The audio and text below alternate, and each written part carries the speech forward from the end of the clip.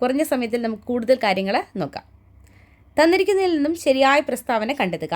കേരളത്തിൻ്റെ ആകെ ഭൂവിസ്തൃതിയുടെ 48% മലനാട്. ശരിയാണ്. പശ്ചിമഘട്ട മലനിരയിലെ ഏറ്റവും ഉയരം കൂടിയ കൊടുമുടിയാണ് ആനമുടി. ശരിയാണ്. 2695 മീറ്ററാണ് ഉയരം. ഇടനാട്ടിൽ പ്രധാനമായും കാണപ്പെടുന്ന മണ്ണിനുമാണ് ലാറ്ററൈറ്റ് മണ്ണ്. ശരിയാണ്. 3 പ്രസ്താവനകളും ശരിയാണ്. ഓപ്ഷൻ സി ആണ് ആൻസർ. ഭൂപ്രകൃതിയുടെ അടിസ്ഥാനത്തിൽ കേരളത്തെ 3ആയി തിരിക്കാം: മലനാട്, ഇടനാട്, തീരപ്രദേശം. സമുദ്രനിരപ്പിൽ നിന്നും ഏകദേശം 75 മീറ്ററിൽ കൂടുതൽ ഉയരമുള്ള പ്രദേശങ്ങളാണ് മലനാട്. കേരളത്തിൽ മലനാട് പ്രദേശത്തിൻ്റെ ഭാഗമായി വരുന്ന മലനിരയാണ് പശ്ചിമഘട്ട മലനിരകൾ. പശ്ചിമഘട്ട മലനിരയുടെ തെക്കായിട്ട് സ്ഥിതി ചെയ്യുന്നതാണ് അഗസ്ത്യാർകൂടം.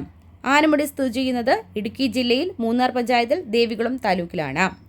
കേരളത്തിൻ്റെ ആകെ ഭൂവിസ്തൃതിയുടെ 42% ഇടനാട്. സമുദ്രനിരപ്പിൽ നിന്നും 7.5 മുതൽ 75 മീറ്റർ വരെ ഉയരത്തിലുള്ള ഭൂപ്രദേശമാണ് ഇടനാട്. ഇനി geological survey of India geological സ്മാരകമായി പ്രഖ്യാപിച്ച ലാറ്ററൈറ്റ് കുന്ന് ഏതാണ്? അങ്ങാടിപ്പുറം ലാറ്ററൈറ്റ് കുന്നാണ്. കേരളത്തിൻ്റെ ഭൂവിസ്തൃതിയുടെ 10% തീരപ്രദേശം. സമുദ്രനിരപ്പിൽ നിന്നും 7.5 മീറ്റർ വരെയുള്ള പ്രദേശങ്ങളാണ് തീരപ്രദേശങ്ങൾ. കേരളത്തിൻ്റെ തീരപ്രദേശ ദൈർഘ്യം എന്ന് പറയുന്നത് 580 കിലോമീറ്ററാണ്. തീരപ്രദേശത്ത് കാണപ്പെടുന്ന പ്രധാന റേഡിയോ ആക്റ്റീവ് പദാർത്ഥങ്ങളാണ് ഇൽമനൈറ്റ്, മോണോസൈറ്റ് എന്നിവ. താങ്ക്